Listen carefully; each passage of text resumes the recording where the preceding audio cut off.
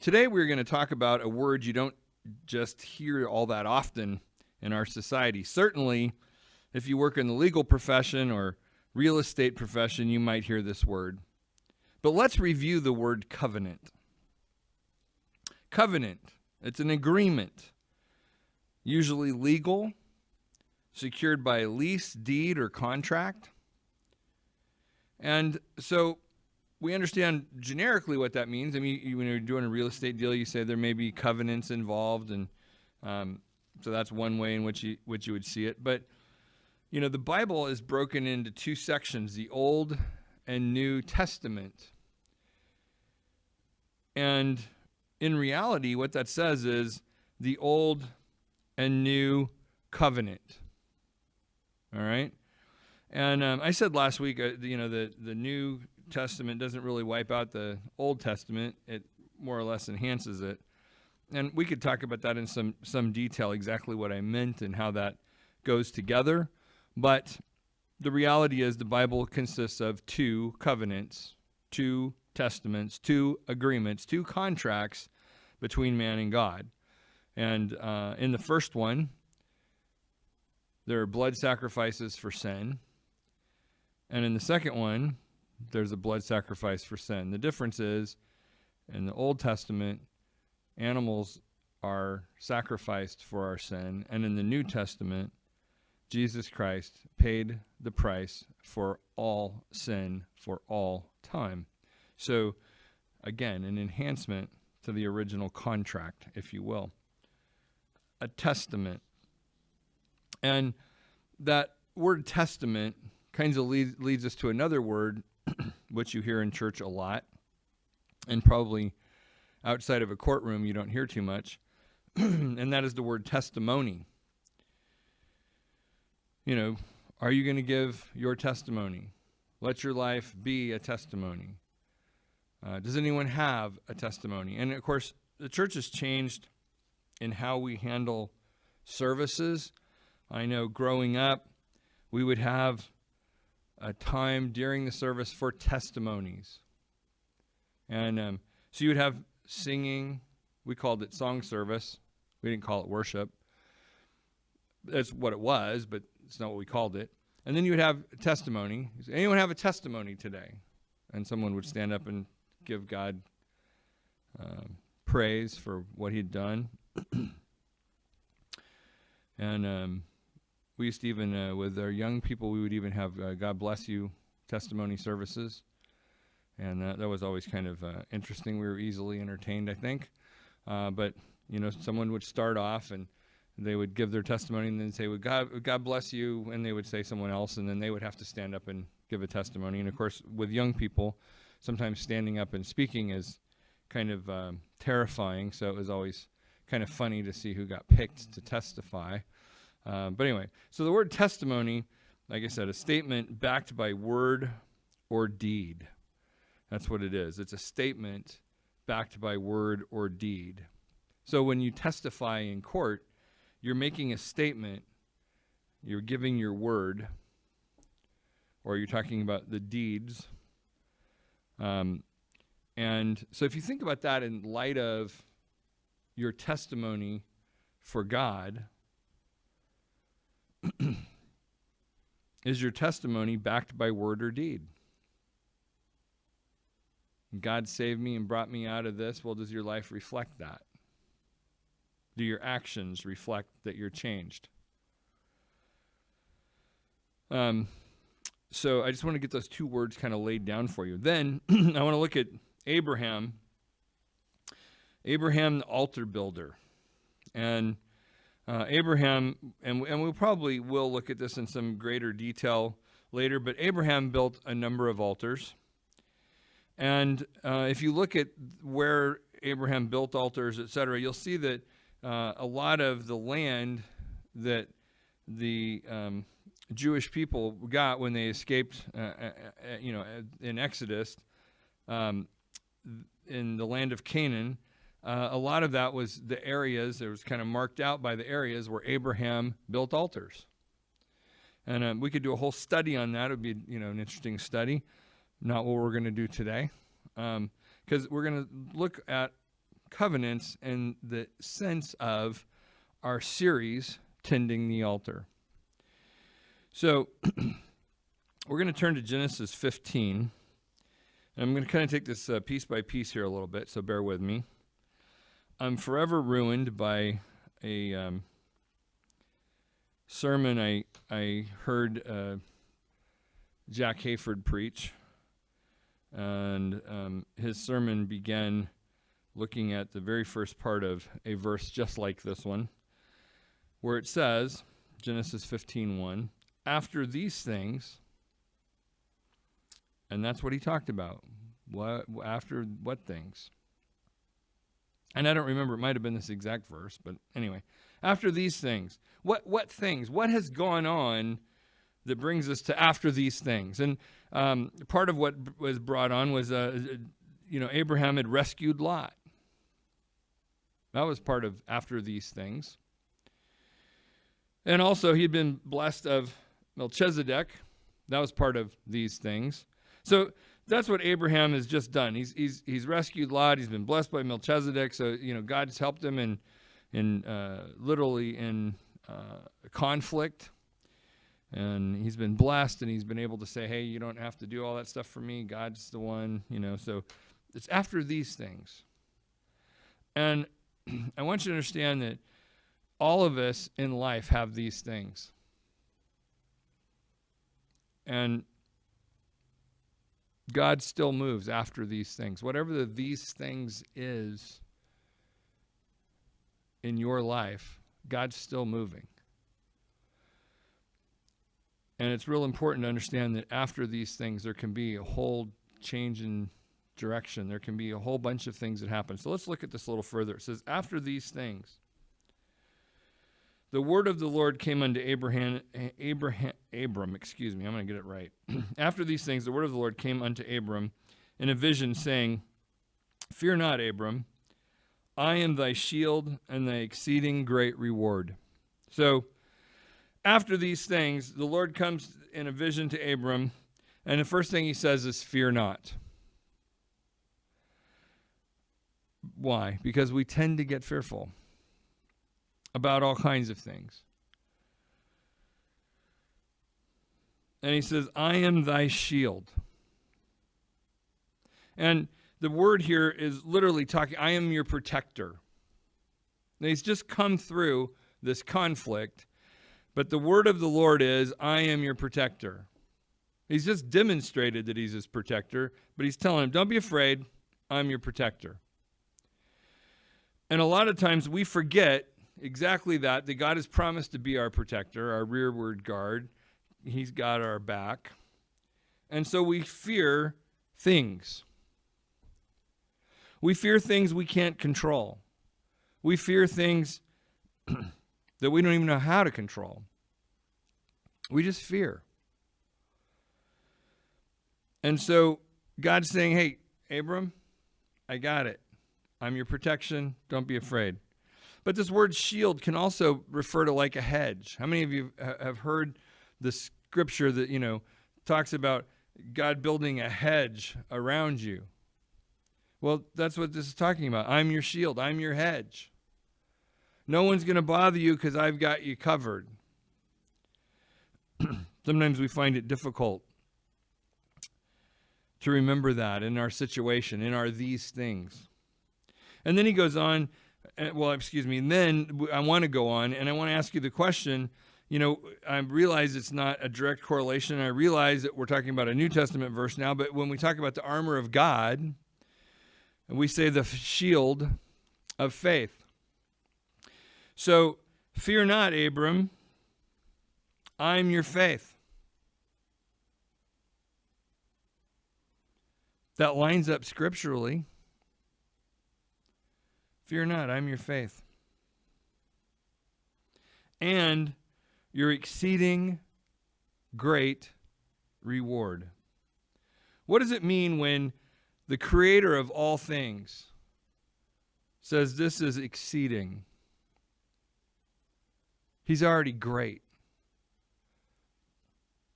He already surpasses anything we can imagine. And he says, I'm your exceeding reward. No. He says, I'm your exceeding great reward. In other words, you know what great is? When you're talking about God, great is pretty great. I'm more than that. I exceed great. I don't know what word would exceed great. Incomprehensible, maybe. Beyond what you can imagine. I'm your exceeding great reward. I'm your faith. I'm your exceeding great reward. And the exceeding great reward refers to payment. I'm your exceeding great payment. I'm your exceeding great compensation. I'm your exceeding great wage. The wages of sin are death. I'm your exceeding great wage. I exceed what it would cost you. In other words, I'm your exceeding great sacrifice. I'm your exceeding great atonement. We focus on the wrong thing sometimes. We focus on how bad I've sinned instead of how exceeding great the atonement of Christ is. We end up in that mode, well, you don't know what I've done. Well, I would put to you that you don't remember what he's done because it's exceeding and great. Now, what happens after this? It says, and Abram said, Lord God, what wilt thou give me, seeing I go childless? And the steward of my house is this Eliezer of Damascus. What will you give me? I think he just said, I'm your faith, I'm your shield, I'm your great reward, I'm your atonement. But Abram's got this idea about don't have an heir. And Abraham said, behold, to me thou hast given no seed. And lo, one born in my house is mine heir. And at that moment, it says, behold, the word of the Lord came unto him, saying, this shall not be thine heir, but he that shall come forth out of thine own bowels shall be thine heir. And he brought him forth abroad, and said, look now towards the heaven, and tell the stars if thou be able to number them. And he said unto him, so shall thy seed be. So Abraham's, here's the word of the Lord. Yeah, I'm your protector. I'm your great reward. And Abraham's like, yeah, but I don't have my own heir. You haven't taken care of me there. What are we going to do about that? And God takes him out under the stars and says, tell the stars if you can number them, because that's how your heirs are going to be. That's what I'm going to turn you into. And when was this? This was after these things. After he went and rescued his nephew. Abram has things going on, but he's dealing with these things. And what's pressing on his mind is this heir situation. And God says, look, check the stars out. And it says in verse 6, and he believed in the Lord, and he counted it to him for righteousness. In other words, he believed in what God said. He believed in the Lord. He believed in the faith. Right? I am your faith. He put his faith in God. Abraham's listed as being one of the great men of faith in the Bible. And he says, I am your faith. And then Abraham believes, and God counts it for righteousness. And then verse 7 says, and he said unto him, I am the Lord that brought thee out of Ur of the Chaldees to give this land to inherit it. He's telling him ahead of time about the land that his seed is going to end up inheriting. And he said unto him, take me a heifer of 3 years old, and a she-goat of 3 years old, and a ram of 3 years old, and a turtle dove and a young pigeon. And Abraham's obedience says he took them all of these and divided them in the midst and laid each piece one against the other, but the birds divided he not. And when the fowls came down upon the carcass, Abram drove them away.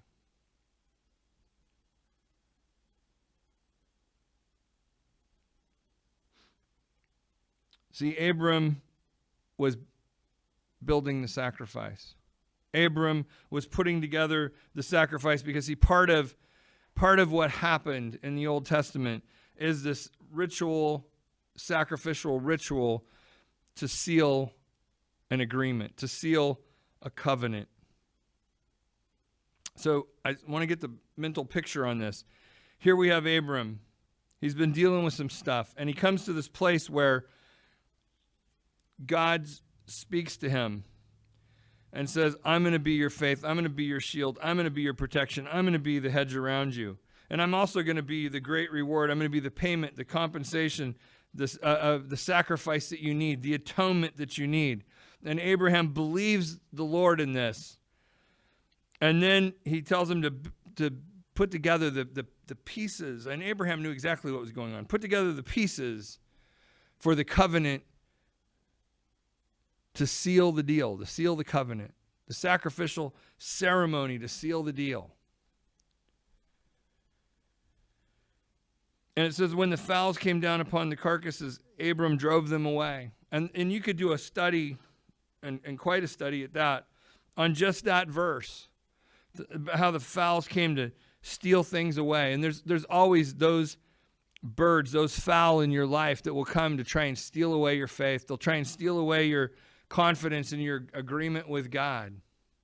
The enemy is an accuser, and he'll accuse you and make you feel bad and make you feel unworthy and all of those things. And we are unworthy, but Jesus paid the price, the ultimate price. It was an exceeding great reward that he paid. So he drives the birds away. And it says, and when the sun was going down, the end of the day, Abram's a little tired. Been chasing birds off. Been preparing the sacrifice. Wants to walk through this covenant agreement, but it seems like God's just slow getting there. And sometimes it seems like we're waiting for God to do something, and it seems like his timing's off. And I assure you, it's not God's timing that's off. But it says, when the sun was going down, a deep sleep fell upon Abram. And lo, a horror of great darkness fell upon him. And this is just a fearfulness. And what would Abram have to be fearful of? Well, he's probably fearful that, I am trusting God in this, but I don't know if I'm going to have an error after all. I don't know if this is going to work out. I don't know if God's going to honor this agreement. I don't know. Those are doubts. We go back and we look, and he believed in the Lord.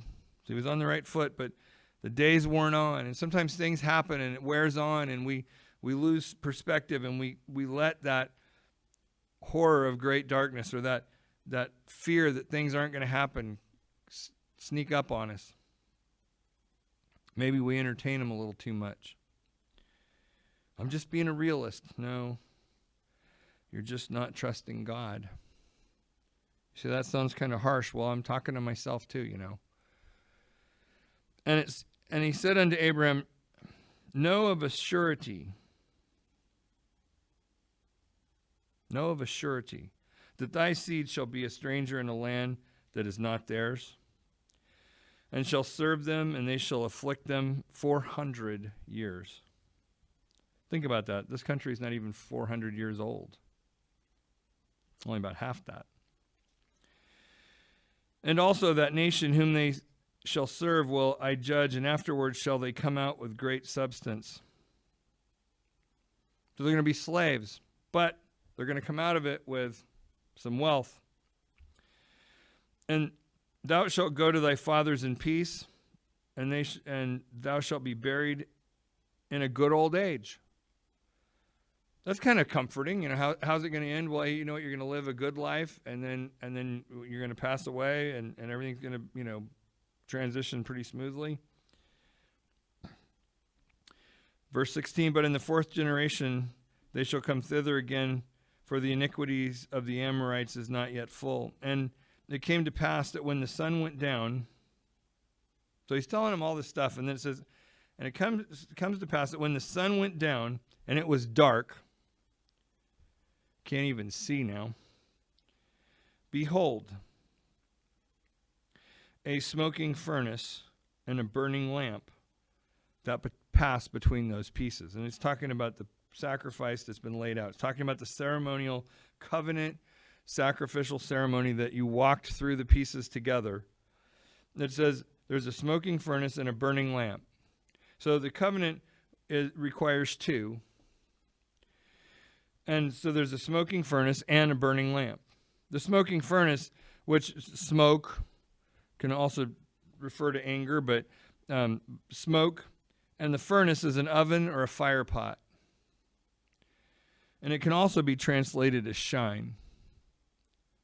So we could say that there was a shiny smoke presence and a burning lamp, and the burning lamp also speaks of fire and shine. And if you look at the descriptions of God, you'll see that he shines. You'll see that the Holy Spirit is represented oftentimes by fire. And so what we have here is God is making a covenant with Abraham, except the ceremony is God himself. And if you want to say, well, there's two parts to the triune God here, present here, or whatever, you can draw what you want off of that. But what I'm telling you is God himself is walking this covenant ceremony in place of Abraham. I'm going to be your faith, Abraham. I'm going to be your exceeding great reward. And this agreement, this covenant that we're going to have, it's all on me. I'm going to uphold the whole thing. Why? Well, quite honestly, because we fail. That's the whole problem with the Old Testament, is man can't hold up his end of the bargain. Then we get to the New Testament, the New Covenant. We still can't hold up our end of the bargain. In fact, we can't figure out whether we should allow him to pay the price for us or whether we want to reject that idea because we're not sure what we do or don't believe about things, and who knows, I might be too bad. No, I'm your faith. I'm your covering. I'm your atonement. I took care of it all. Doesn't matter what you did. I took care of it. I paid the price. It was a price you couldn't pay. I paid it. So, verse 18 says, in that same day, the Lord made a covenant with Abram, saying, unto thy seed I have given this land from the river of Egypt unto the great river, the river Euphrates.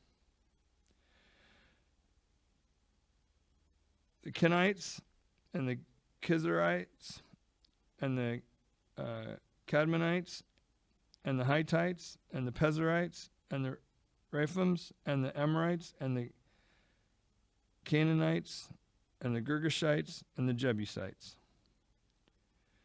But he's saying, Abraham, I'm making a covenant with you, and I'm going to give you the land. The Lord made the covenant. Made it on Abraham's behalf. He made it with Abraham. But he worked out all the details himself. Put himself for the sacrifice. Put himself for the payment. Made the commitment himself. And what was the commitment for Abraham? Well, he told him he's going to have these heirs. Took him out and showed him the stars. But here's the thing. In talking to Abraham, he gives him a covenant for land. It's land that it's going to be 400 years of captivity before they spend 40 years wandering around and actually end up possessing the land. But the covenant for land is the places where Abraham's made an altar already. The covenant for land. Remember last week we talked about earthen altars and the need for heaven to come down and touch earth. Well, God's saying, look, I got this taken care of, and I'm making a covenant with you for your land. See, the covenant we have in the New Testament is a covenant with God for our land, for our earth. He paid the price. And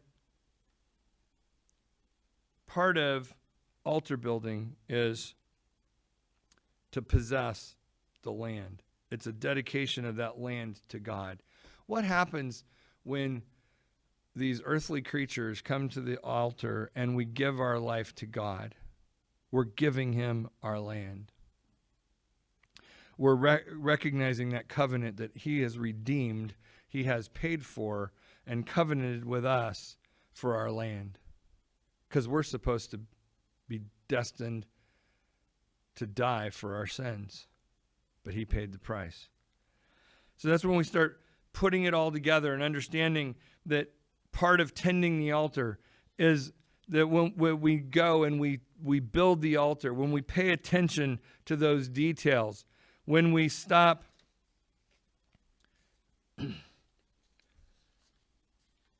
making it harder and more complex than it is, and we recognize that God just wants our land to be given to him so he can give us back redeemed land. He can give us back our land free of the debt of our sin. That ought to give you a testimony. That ought to give you something that you can back up by word or deed. You can tell people what God has done for you. He redeemed my land. He redeemed me. And I can live a life that is focused on that. And I can tend to business by building altars, possessing that land back. There's things that you struggle with. You see, I have this problem that I fight with, that I struggle with. Build an altar to God there. Give that land to God there. Give that part of your heart, give that part of your will to God there. We don't understand. I get angry all the time. Give God your anger. Give him your right, your deed to be angry. God, I give you my right to be angry. Come and touch my land. Come and let your fire fall on that altar of land, that earthen altar, God. Come be my faith when I don't have enough. Come and take care of that for me. I want you to redeem that land for me. I give it to you, God, for your purposes. When I start doing that with areas of our life, when we start doing that with areas of our life, God reaches down and touches us, and it changes us, and we're not the same ever again. And we can start possessing those pieces of earth that we give to God. In other words, we can dwell there because he'll give it back to you. Whatever you give to God, he'll give back. But he won't give you back the broken, busted version. He'll give you back the fixed version. He'll heal your land. There's been a lot of discussion. It always comes up around the National Day of Prayer. But if my people will what? Humble themselves. And what? And turn from their wicked ways. And what? And pray. Then I'll hear from heaven and I'll heal their land. Then I'll hear from heaven and I'll redeem their land. Then I'll hear from heaven and I'll touch their earthen altar. Then I will fix it. That's the agreement we have. That's the covenant we have. That's the new covenant that we have. We can turn to God and say, God, we have an agreement. My part is I give it to you. Your part is you redeem it.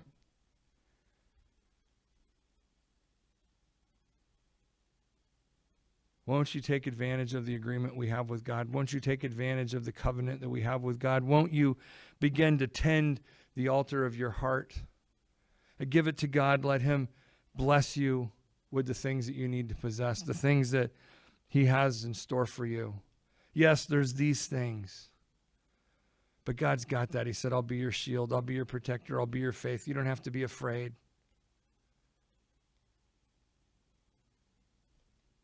I'll take care of it. The Lord walked through the covenant. In other words, his statement was backed by his words or deeds. Didn't involve Abraham at all. Your salvation is a simple matter of acceptance for you. You accept what he did. Ask him to be Lord. Give him some land. And he'll take care of it. So this morning, I just challenge you to tend your altar, to give it to God, to let him be your exceeding great reward. You don't have to be able to understand or comprehend it. You just have to be able to believe that he took care of it for you. Ask him to be Lord of your life. Build him an altar, and then watch what happens when heaven reaches down and touches earth. And that's it for today.